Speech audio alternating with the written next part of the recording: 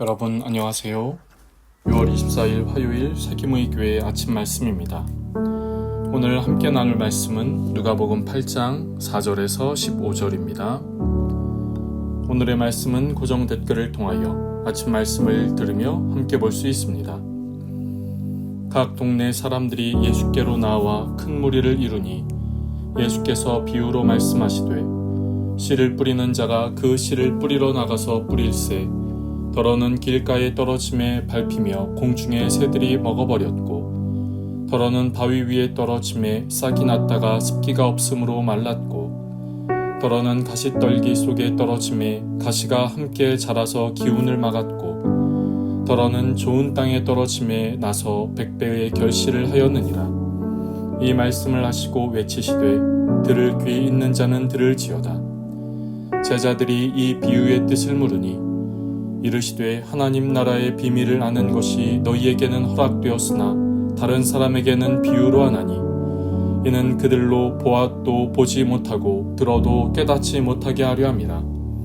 이 비유는 이러하니라. 씨는 하나님의 말씀이요 길가에 있다는 것은 말씀을 들은 자니 이에 마귀가 가서 그들이 믿어 구원을 얻지 못하게 하려고 말씀을 그 마음에서 빼앗는 것이요 바위 위에 있다는 것은 말씀을 들을 때에 기쁨으로 받으나 뿌리가 없어 잠깐 믿다가 시련을 당할 때에 배반하는 자요 가시떨기에 떨어졌다는 것은 말씀을 들은 자이나 지내는 중 이생의 염려와 재물과 향락의 기운이 막혀 온전히 결실하지 못하는 자요 좋은 땅에 있다는 것은 착하고 좋은 마음으로 말씀을 듣고 지키어 인내로 결실하는 자니라. 아멘. 하나님의 말씀은 우리의 삶에 변화를 일으키는 능력이 있습니다. 그런데 그 말씀을 들으면서도 삶이 변하지 않고 삶에 열매가 생기지 않는 경우도 있습니다. 그렇다면 하나님의 말씀에 문제가 있기 때문입니까? 아닙니다. 하나님의 말씀에 문제가 있는 것이 아니라 말씀을 듣는 우리의 마음에 문제가 있는 것이지요. 예수님께서는 하나님의 말씀을 듣는 사람들의 마음이 네 종류라고 하십니다. 세 종류의 마음은 우리의 삶에 변화를 일으키지 못하게 하고 한 종류의 마음만이 우리의 마음의 변화와 열매를 맺게 해 준다는 것이지요. 우리를 변화시키지 못하고 열매를 맺지 못하게 하는 첫 번째 마음은 먼저 길가와 같은 마음입니다. 길가는 사람들이 다니는 곳이지요. 그래서 사람들에게 밟힐 수 있습니다. 그리고 공중의 새들이 먹기도 하지요. 예수님은 길가와 같은 마음을 이렇게 말씀하십니다.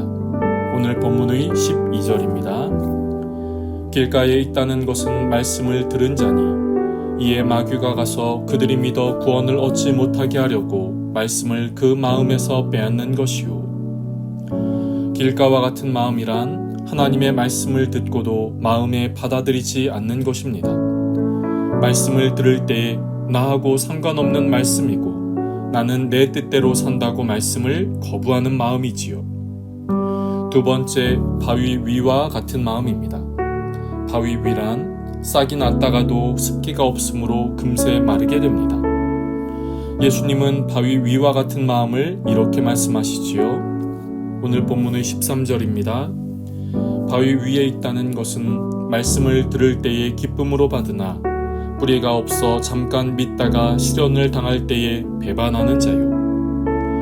바위 위와 같은 마음은 하나님의 말씀을 마음에 받기는 받습니다.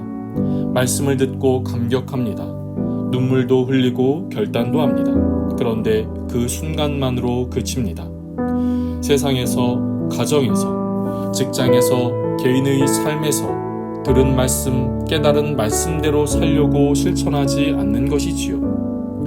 그 말씀을 따라 살아갈 때 찾아오는 시련과 어려움에 금세 포기해버리는 것입니다. 깊이가 깊지 않아서 그렇지요. 뿌리가 깊어지려면 시간도 필요하고 애씀도 필요한데 지금의 어려움 앞에 모든 것을 다 포기해버리는 것입니다. 세 번째, 가시떨기와 같은 마음입니다.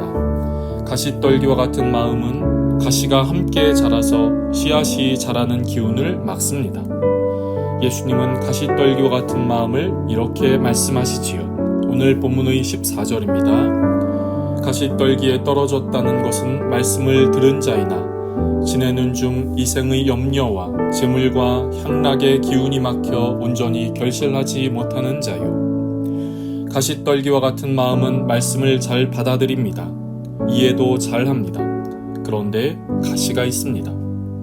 경제적인 것, 과거의 실패와 상처, 직장과 자녀에 대한 것이 염려로 다가와 씨앗이 자라지 못하게 하는 것이지요. 그러다 보니 열매가 없습니다. 마지막 네 번째는 좋은 땅입니다. 이 좋은 땅이 100배의 결실을 합니다. 이 좋은 땅에 대해서도 예수님은 이렇게 말씀하시지요. 오늘 본문의 15절입니다. 좋은 땅에 있다는 것은 착하고 좋은 마음으로 말씀을 듣고 지키어 인내로 결실하는 자니라. 착하고 좋은 마음이란 앞의 세 가지의 땅의 상태와 다르다는 것입니다. 길가도 아니고 바위 위나 가시떨기도 아닙니다. 씨앗을 잘 받아들이고 방해가 되는 것을 없애는 것이지요. 그런데 여기서 중요한 것이 있습니다. 좋은 마음의 땅이 되기를 사모하십니까? 그런데 혹시 내 마음이 앞의 세 가지의 땅과 같습니까? 그렇다면 어떻게 좋은 마음의 땅이 될 수 있습니까? 기경하는 것이 필요한 것이지요. 호세아 10장 12절은 우리에게 이렇게 말씀합니다. 너희가 자기를 위하여 공의를 심고 인애를 거두라. 너희 묵은 땅을 기경하라. 지금이 곧 여호와를 찾을 때니 마침내 여호와께서 오사 공의를 비처럼 너희에게 내리시리라. 열매 맺는 삶이 되기를 소망한다면 우리의 마음의 묵은 땅을 기경하는 것이 필요합니다. 염려와 근심과 걱정과 불안을 내어버리는 것이지요. 그래서 우리의 마음이 길가와도 같지 않고 바위 위도 되지 않고 가시떨기 속도 되지 않고 좋은 마음의 땅이 되는 것입니다. 바라는 것은 그런 마음의 땅 될 수 있기를 간절히 소망합니다. 그런데 이런 좋은 땅이 된 것과 더불어 우리에게는 말씀을 듣고 지키는 것이 필요합니다. 우리가 살아가는 이 시대에는 많은 유혹이 있습니다. 편하고 싶은 유혹, 내 맘대로 하고 싶은 유혹, 포기하고 싶은 유혹 등이지요. 말씀을 듣고 살아가는 우리에게도 그렇습니다. 그때 우리가 말씀을 굳게 잡고 지키는 것이 필요합니다. 열매를 맺기 위해 인내하는 것이 필요한 것처럼 말이지요. 여러분, 하나님의 말씀은 우리를 변화시킵니다. 우리로 열매 맺는 삶이 되게 합니다. 좋은 마음의 땅이 되고 씨앗인 말씀을 굳게 지키고 인내하는 우리 모두의 삶이 되기를 소망합니다. 기도하겠습니다. 하나님, 오늘도 우리에게 귀한 하루를 시작하게 하시니 감사합니다. 주님, 하나님의 말씀이 우리에게 전해질 때 좋은 마음을 가진 땅이 되게 하여 주옵소서. 우리의 마음을 기경하게 하시고 그래서 우리의 마음에 떨어진 말씀의 씨앗이 열매 맺도록 지키고 인내하는 마음도 있게 하여 주옵소서. 오늘 하루의 삶 속에서 말씀을 따라 살아가는 우리 모두의 삶이 되게 하여 주옵소서. 감사합니다. 예수님의 이름으로 기도드립니다. 아멘. 여러분, 오늘도 주님 안에서 승리하는 날 되시기를 축복합니다.